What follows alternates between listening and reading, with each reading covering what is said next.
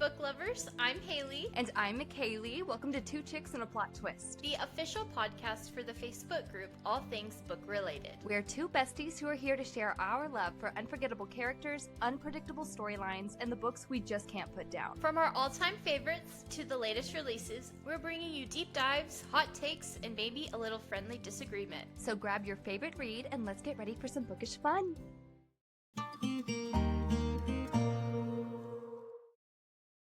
Hey everyone, and welcome back to Two Chicks and a Plot Twist. We are so glad that you're here with us today. We've got a super fun episode planned for you guys. Today we have such a killer guest joining us, literally. She writes YA horror that will give you chills and make you double check your closet before bed. We are so excited to welcome AudraKate Gonzalez to the pod. She's the author of the This Is Noir series, an eerie anthology where every story takes place in a town called Noir, a place that exists in every state, and trust us, you do not want to live there. Each book is a standalone horror story with a unique setting, unforgettable characters, and some seriously creepy twists. Think Fear Street, but with demonic grandmas, bayou cryptids, and missing kids who might not be entirely gone. AudraKate's passion for YA horror totally shines through in her writing, and we're pumped to dive into her inspirations, her process, and maybe even get a sneak peek at the new horror project she's working on for a publisher. So grab your flashlight, hide under the covers, and let's get spooky with AudraKate Gonzalez. Hi, everyone. So tell us a little bit about yourself. We're so happy you're here. Oh my goodness. I'm so excited to be here. So my name is AudraKate Gonzalez. As you said, I write young adult horror. I dabble in some children's books as well, but mainly young adult horror is my passion. So I do that. I'm a dental assistant on the side, and I work as an editor-in-chief for 20 Hills Publishing, which is a small independent publisher. So your YA young adult horror series is called This Is Noir. It's a standalone anthology series similar to Fear Street, and Noir is a city that exists in every state. And in each Noir, weird stuff happens. I used to love Goosebumps, Fear Street, R.L. Stein books. I would have devoured this, okay? And it looks here, like, what I'm seeing is that book one you have is Tomato Juice. So in that book, we follow Dean to his grandma's tomato farm in Indiana.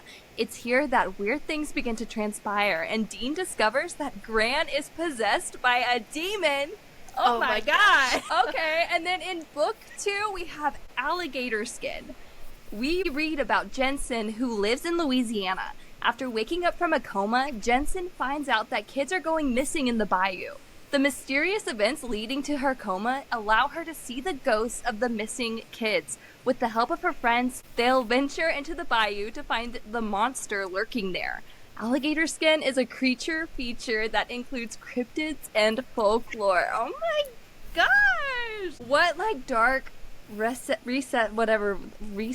I don't know, of your mind do you find this, like, oh, that's a good story, let me put it on paper? My goodness. A lot of it actually just comes from really random things that you wouldn't even connect with horror. Tomato Juice came from an episode of Seinfeld where Kramer drinks tomato juice because he thought it was milk because this red light is making him see red everything. There was just something about it where I was like, oh, tomato juice kind of looks like blood. And then I was like, that's a cool horror story. Wow. And possession stories freak me out.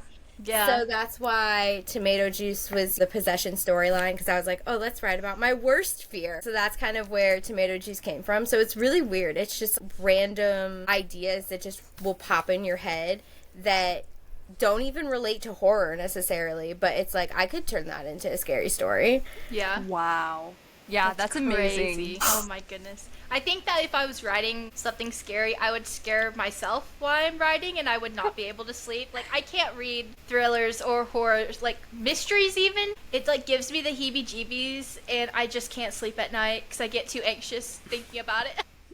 There was only one scene in Tomato Juice when I was writing it that I actually freaked myself out, and I was like, I'm gonna put this away tonight because I was scared. So I was like, I'm gonna write this in the daytime. because that makes it better for some reason. But yeah, there was one scene in Tomato Juice. I don't think I ever freaked myself out writing alligator skin. But definitely Tomato Juice. There was one part where I was like, that's creepy. I don't like that. Oh my gosh. So you mentioned that young adult horror is your passion, even though you also write children's books. So what draws you into horror specifically?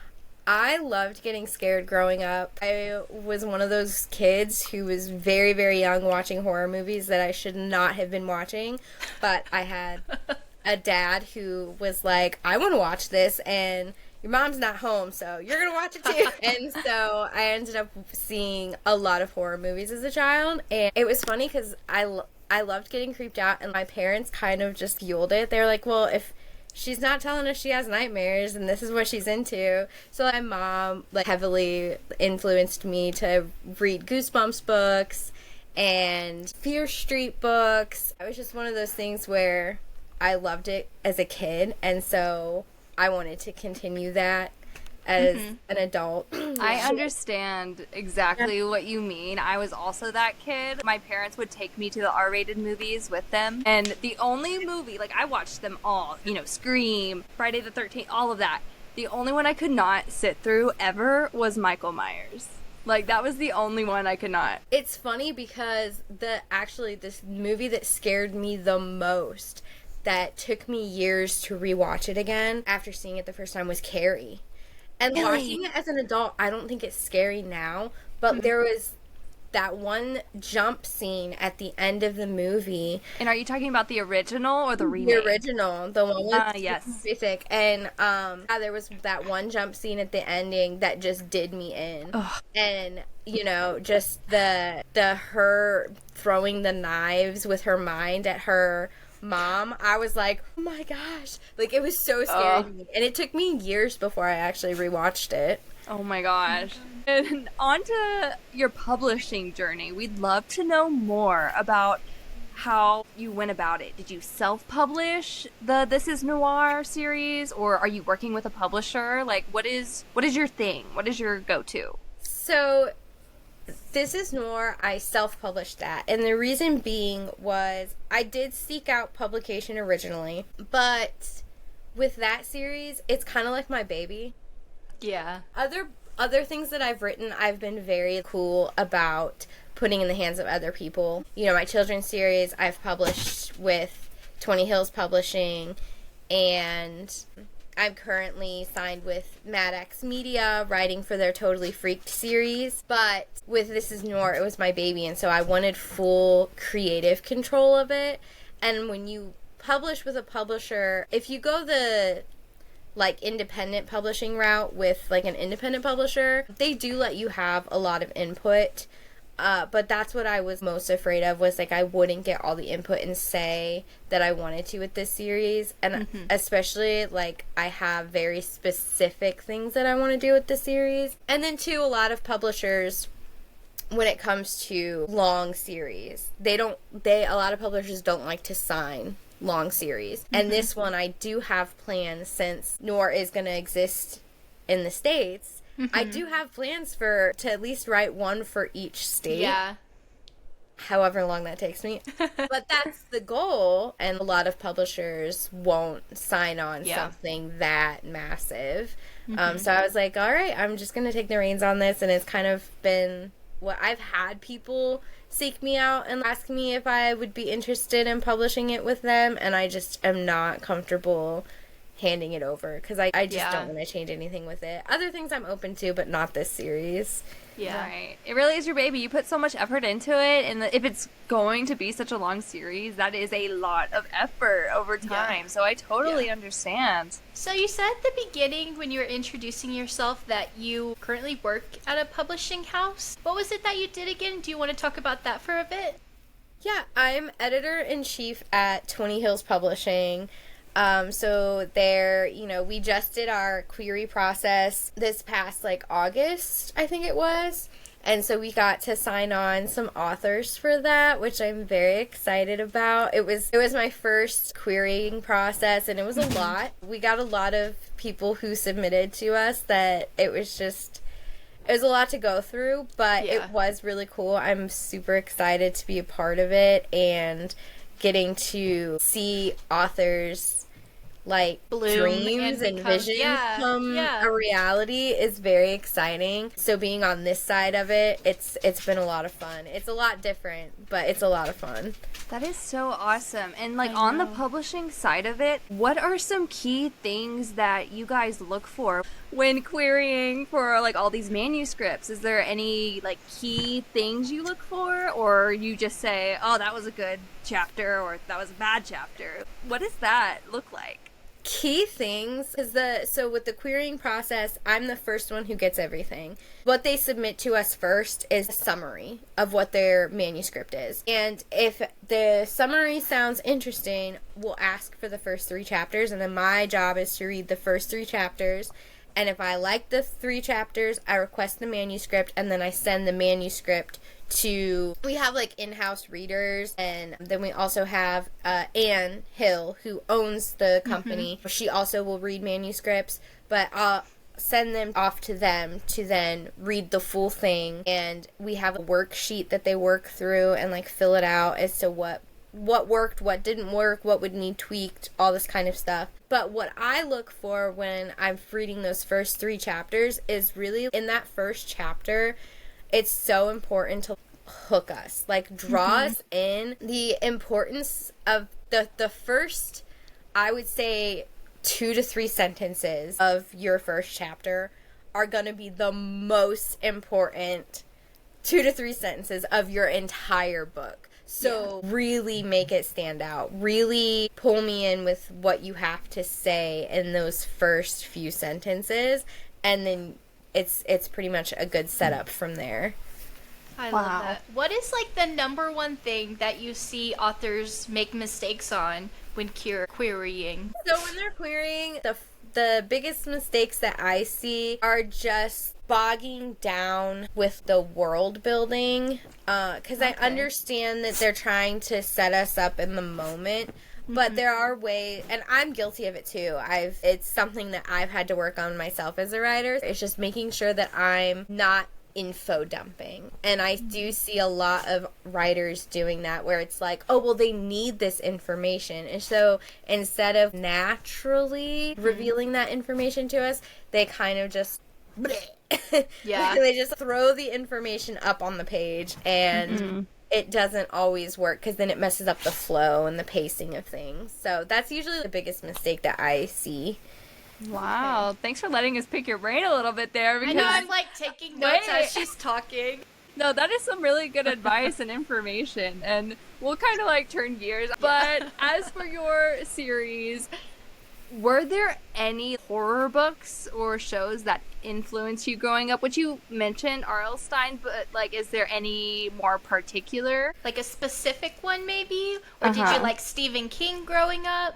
I wasn't really a huge Stephen King reader growing up, which is Okay. one of the reasons why I wrote This Is Noir, and I chose it for the age group that I did, because I was obsessed with Goosebumps, and I loved Fear Street growing up. And the problem was, after Fear Street, there was really no next level for teens. Mm-hmm.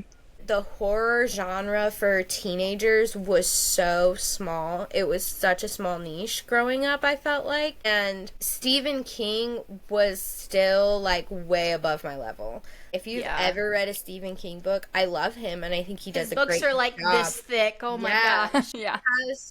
He has so much involved, and it was just, 15, 16-year-old me, I love horror, but I'm not going to sit there and read something that's got adult themes and stuff in it, because it's not going to be relatable to me. But there also wasn't really anything else to fill that void. And so that's kind of been my goal with This Is Noir, is to like fill that void that I was missing as a teenager.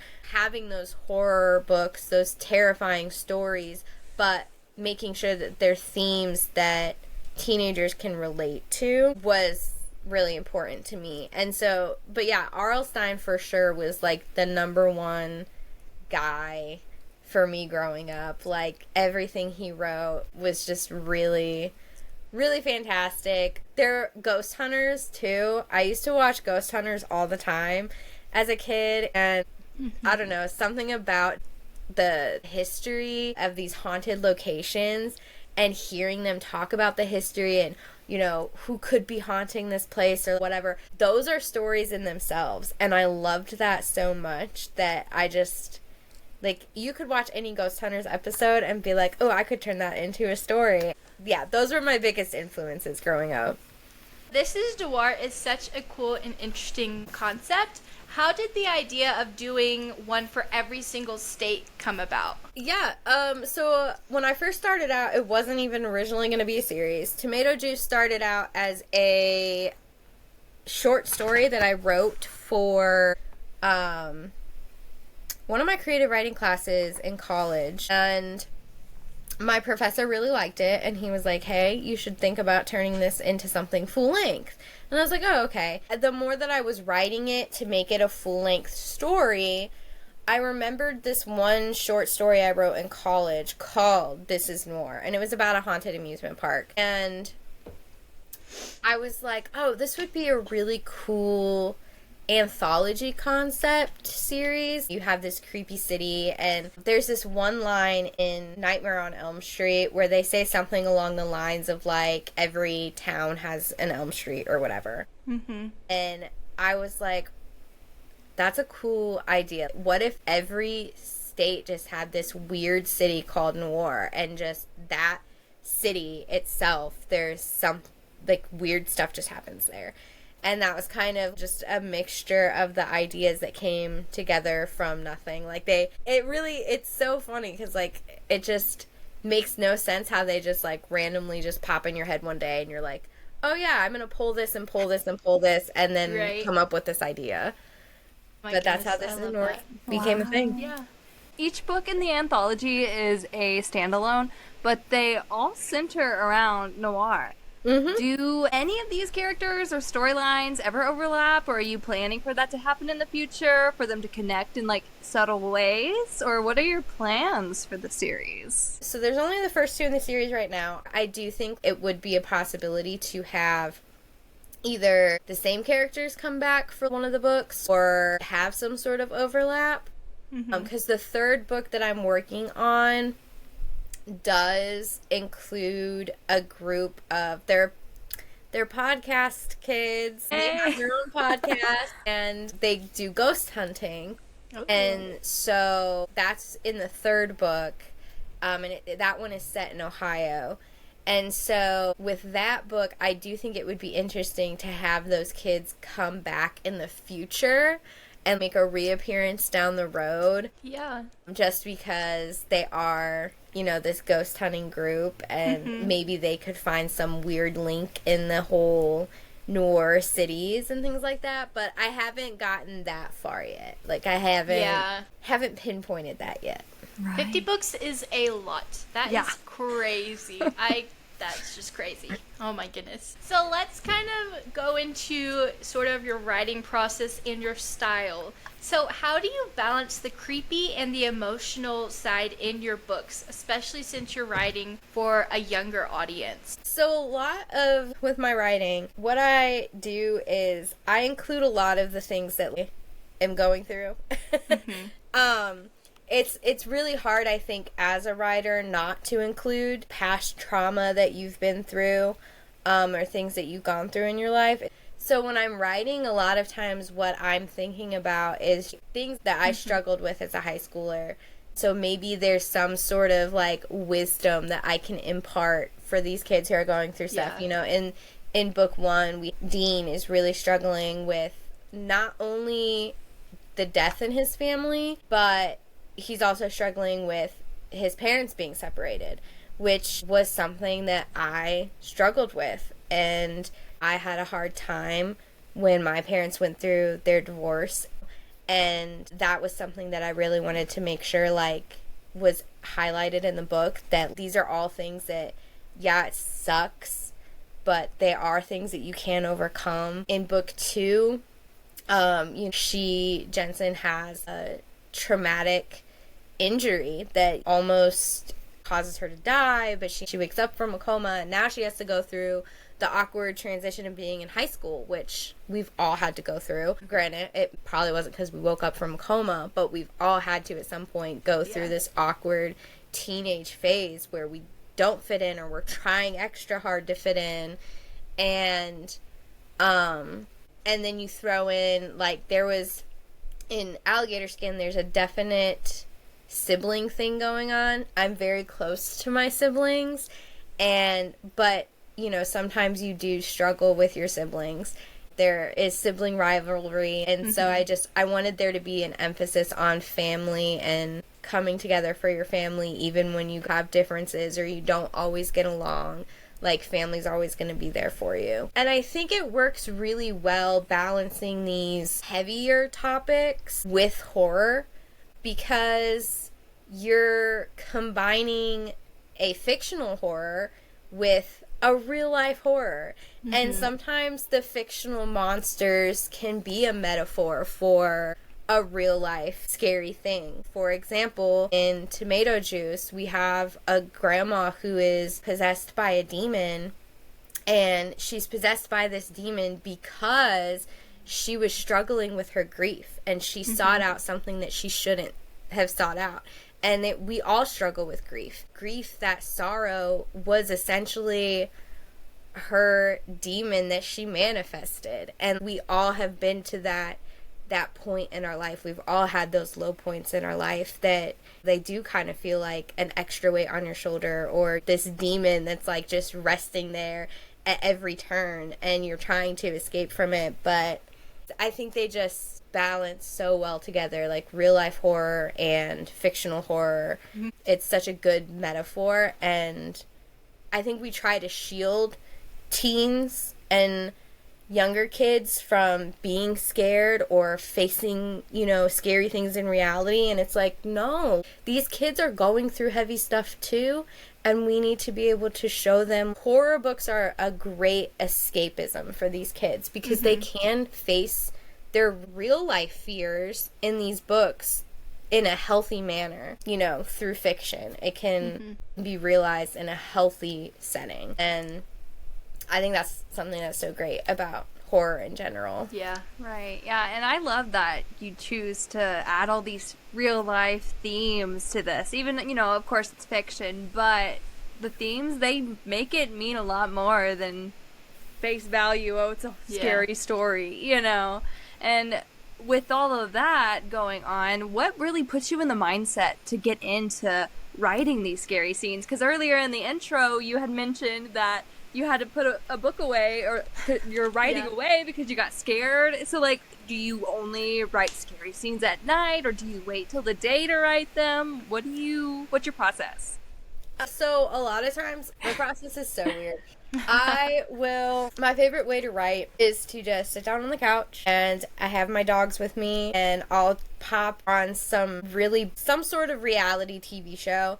I don't know why I choose reality TV, but I love watching 90 Day Fiancé. Oh my gosh. Yes. The chaos. My God.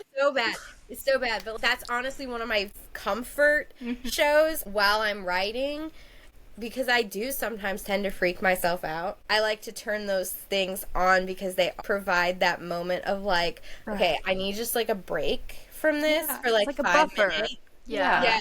And then I'll go back to it. But a lot of times, like, if I'm looking for inspiration, or like if I don't know how to write a specific scene, like, for example, I just wrote a scene for the book that I'm working on for Maddox Media, Totally Freaked.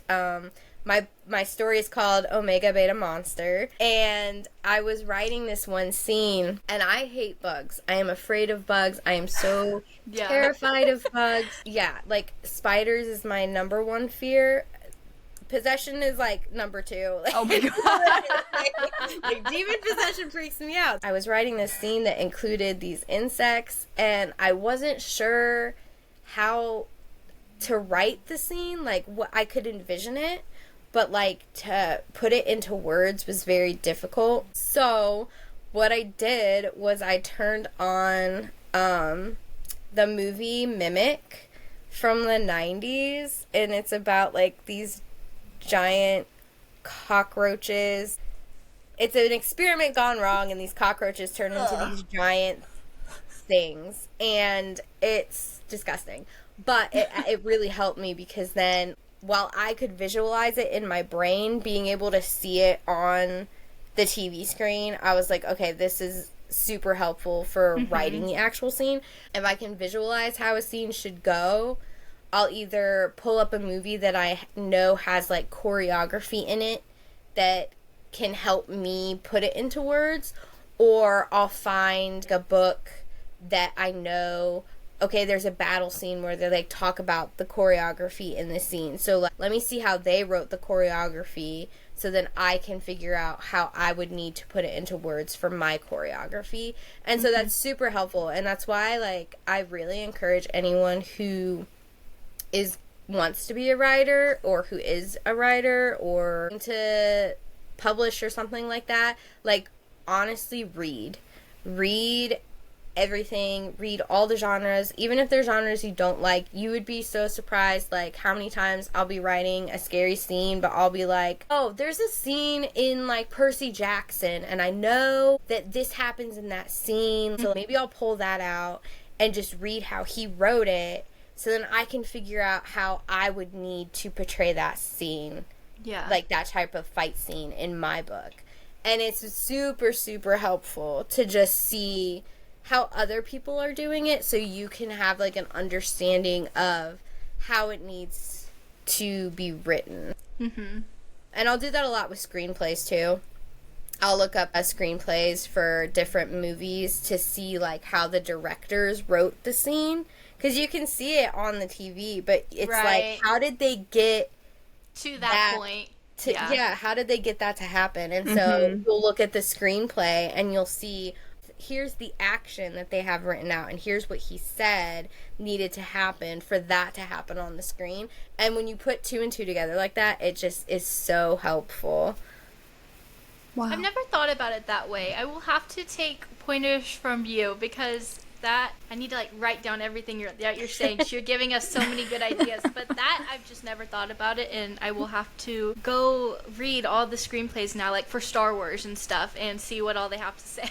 Yeah, no, that's a clever way to do it. Super helpful. When I was writing a short story to submit to an anthology, and I needed to know, like, how they described Egypt, because my story included mummies, and so I was like, oh. So I ended up pulling up the Mummy screenplay. I found it online, and I pulled it up, and I was like, all right, what are the director's notes? And I did that because, like, how I figured out, like, that works really well for me is, I used to do community theater, and so I would get scripts all the time, and in the scripts they have different director's notes at the bottoms of the pages, like, telling you what type of, like, giving you suggestions of, like, the type of, like, choreography you could use on the stage, or the type of scene setting you can use on the stage, and just different types of director's notes that are super helpful then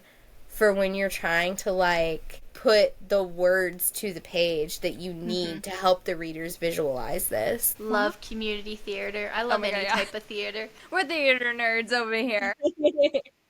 So, with your book Alligator Skin, it takes place in Louisiana. I'm wanting to know, how much research did you have to do into Louisiana's folklore? So much. So, with writing a book that you're writing it in a state that you don't live in, it is hard. And you do have to look up a lot of things.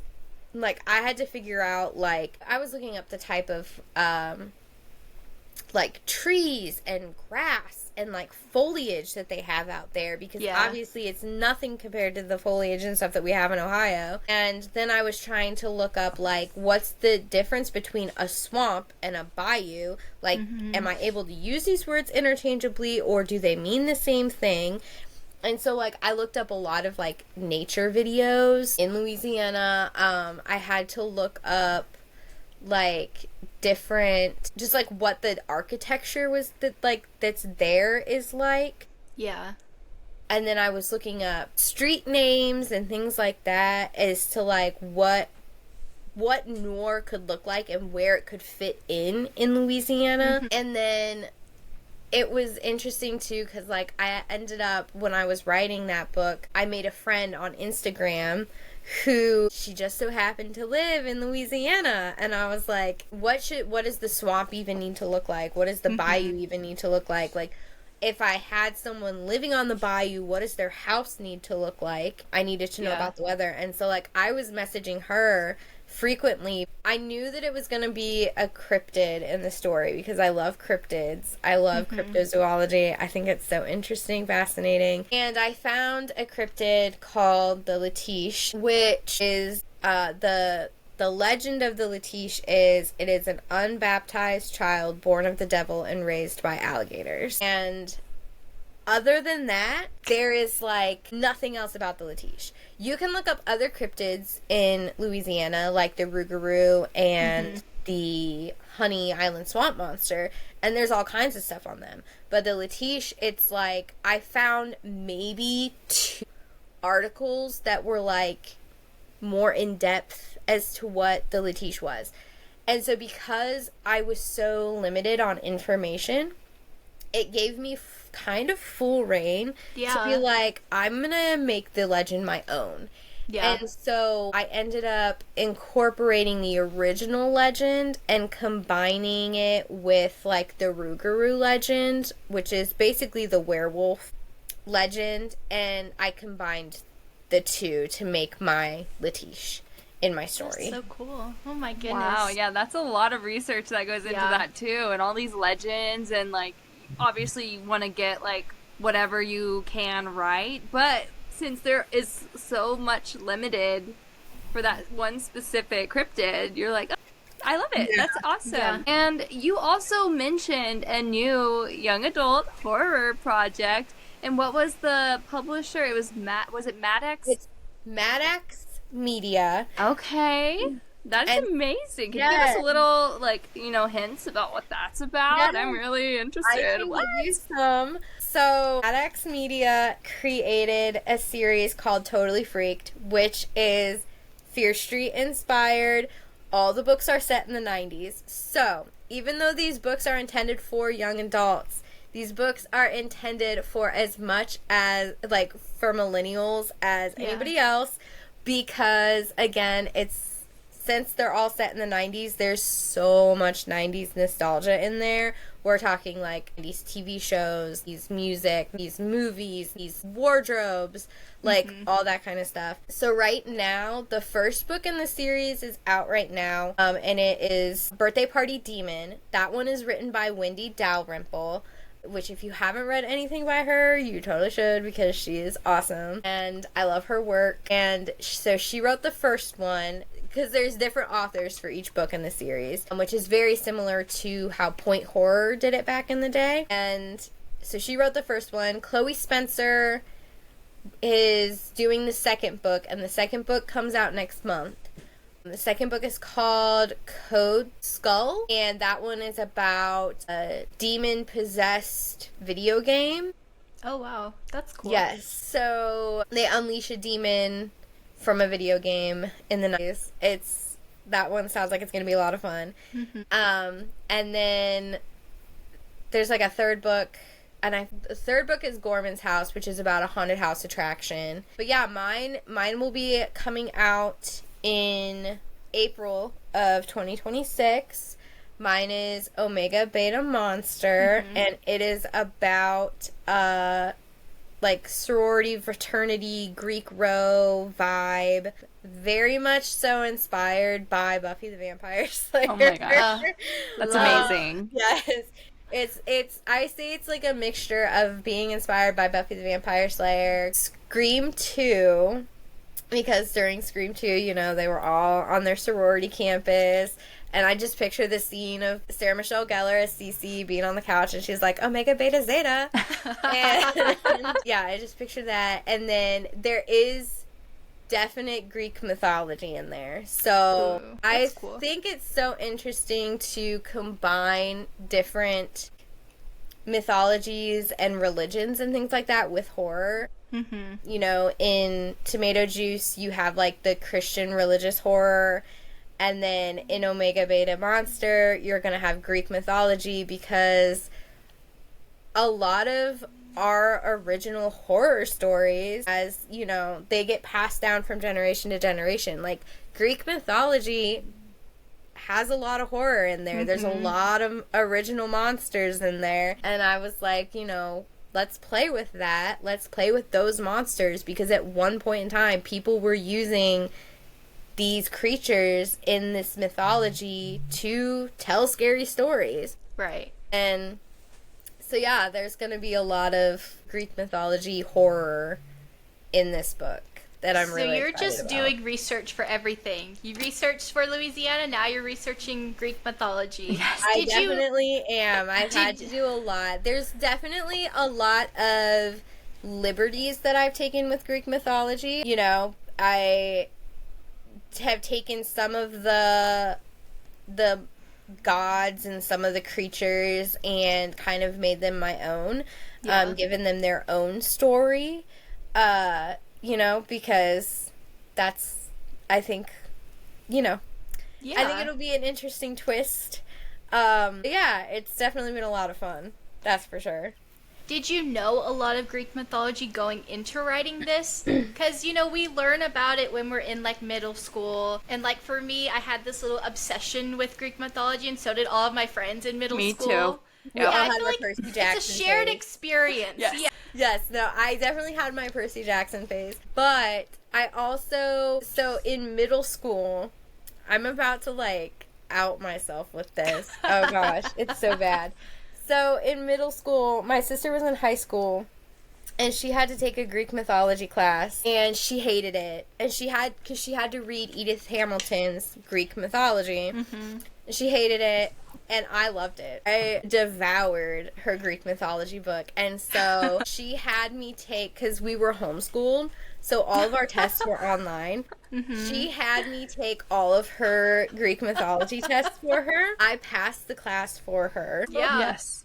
Passed the class for her. Ended up then in my high school year as a sophomore, I ended up taking Greek mythology again because I already passed it one time. So I went ahead and I took it a second time. And yeah, so I've definitely had a lot of fascination with Greek mythology. Also Egyptian mythology I love too. I think they're both super interesting. Native American folklore mythology is so fascinating and so creepy. Like, out of any of them, it's probably the creepiest and probably the darkest. So if anyone has not looked into any of that kind of folklore or mythology, you totally should, because that stuff will keep you up at night, I promise. So does this mean we'll get a Native American book from you? Or there is a lot of, like, in Alligator Skin, there is a lot of, like, Native American overlap. Because in Alligator Skin, the curse of the Latish comes about from the Native Americans, because there was a lot of wars and battles fought in Louisiana, and there was a lot of bloodshed had in Louisiana. And so in the story, the curse comes from the Native Americans trying to prevent the destruction of their land, and in that process the legend kind of backfires on them. The curse backfires on them and creates this monster who, throughout the centuries, they lost control over. And that's where they're at today. So, you know, so there is a lot of, like, Native American overlap in the story. Just because, again, like, Louisiana's history is so rich and full with that. And I thought it was important to include it in the story. Yeah. Right. And without any spoilers, because our listeners may want to dive into all your spooky series, what can readers expect from the rest of the This Is Noir series? There's some things I can share. So with the third book is going to be set in Ohio. It is a haunted amusement park, because Ohio, we are very famous for Cedar Point. We are the roller coast. I wanted to kind of play on that, and we used to have an amusement park that was just as popular as Cedar Point that shut down years and years ago called Geauga Lake. It was Six Flags at one point. It was, for the longest time, this huge amount of vacant land with all of these, like, decrepit rides and things that weren't functional anymore because the park was shut down, and I thought it would be interesting to use that as inspiration for this haunted amusement park. But in book 3, we're gonna kind of turn the haunted thing on its head a little bit. There is, as someone who loves true crime and things like that too, there is gonna be like a little serial killer clown vibe in there as well. So yeah, if you like serial killers, if you like clowns, if you like ghost stories, that's going to be in book 3 for sure. You got my attention. Yeah, that will be in book 3 for sure. And then I have like other ideas for different states. I love skinwalkers. So at some point we're gonna get to see some skinwalkers in Noir. I'm also a huge fan of stories that include changelings. I think it's so fascinating and creepy. I love how fantasy has turned fairies into this, like, sexy and sexual beautiful. Yeah. obsession. When My if obsession. right, with, yes, the ACOTAR behind you, yes. But when you actually, like, read into the fairy lore and the fae lore, those things are creepy as heck. And so I'm like, I want to do something with that and include, like, the changeling aspect. I think would be such a freaky setup, because those types of stories really are creepy, and I really just like to do out of the box horror that people don't really think about, like these lost stories and ideas, because everyone does the haunted house, everyone does, possession, the very, I don't want to call them generic, because they're not generic, they're all unique in their own way, but they're horror tropes for a reason, because they're very common. And I like to try and think of, like, stories that have been lost over time that don't get as much limelight as some of these other monsters and things do. And that's why, like, I love the changeling thing, and I love skinwalkers. Like, I just think it's super creepy. The black-eyed children idea. I don't know if you guys have ever heard of black-eyed children. Gosh, you guys should look into the scary. Am I gonna have nightmares? Probably. Yeah, No, I'm scared. Like, the idea of black-eyed children, that is so scary to me. It's so weird. It's very sci-fi horror. And hearing some of the stories that have been passed down through generation to generation of black-eyed children is super creepy. It's so wild. There's so many stories out there, but, like, you never hear about them. And you just gotta look them up on the web and read them, and they're so creepy. And it's like, I want a story that includes that too, so. I looked up a picture, now I'm Me scared. too. Yes! I am scared. I'm scared. That's what I'm saying. It's so Listeners, creepy. turn on your video. I'm plugging in a photo. Look at it. It's terrifying. It's so creepy. Yes. So anything like that, anything that's just like weird random horror that, again, like stories that have just been lost over the years that don't get the attention. So McCayleigh and I are both from Texas, so I'm super intrigued to see what you will do for Texas, because there are so many stories and lores of Texas. And where I live now, I live in the panhandle of Texas. So it's really spooky up here because there's nobody up here. It's basically just us and, like, scattered people just, like, super far out. So I know there's a ton of paranormal stories, like, up here in the panhandle of Texas. It's crazy. And, like, especially, like, in, like, the mountains and stuff, like, in, like, the, I don't even, canyons. Like, I live near, like, a really big canyon. There's, like, a ton of just, like, folklore there, so. Some of the folklore that I love about, like, mountains and canyons and things like that, something that's very popular in the Appalachians, is there's this story that you get told that you aren't supposed to whistle at night. Mm-hmm. and outside. Like, you're not supposed to whistle at night. And that has always intrigued me, just the idea of, like, okay, but, like, what would happen if I whistled at night? Like, but there's so many different stories from, like, Appalachia, like, you know, I whistled at night and, like, this is what happened. Yeah. And, like, all these different stories, and I just find it super, super fascinating, super unsettling. My intrusive thoughts are like, let's go whistle at night. Right, No. that's what I'm saying. Like, you know, there's all these, and there's all different kinds of stories about, like, how in the mountains you're just not supposed to whistle at night. And I've heard you're also not supposed to sing. Yeah. So I just watched a movie yesterday called Sinners and has Michael B. Jordan in it. Yes, I want to see that so bad. It was really good, and it was just vampires and folklore in Mississippi, and how you're not supposed to sing at night because it can bring on the devil whenever you sing certain tunes, and when you have such a deep and rich history there, and you just are basically like inviting the devil in. It was crazy. It's so crazy. It's so funny too. Like, I would love to write a vampire story. Vampires are my absolute favorite. I love the vampire monster story. Like, I love it so much. I love scary vampires. Not Twilight though. You're like I'm romantic. I'm obsessed with Twilight. Okay, I am a twihard, but Dracula is cute too. but I am more. I do think that Hollywood has romanticized them way too much. Just like the fairies, I think they've been romanticized way too much, and I think we need to get back to, like, 30 Days of Night vampire, where their only objective is to rip you apart. That gave me nightmares. Oh my gosh. Oh my gosh. I love it, but as much as I want to write a vampire story, I'm also so nervous to write a vampire story because they are my favorite. Like, I don't... Yeah. It's so funny. You want to write it justice because it's your favorite. Yeah. I don't want to fail because then I feel like I'm failing young me because I was that little vampire child who was like, I love vampires. Like, all of my shirts were like, I heart vampires. And Team Edward.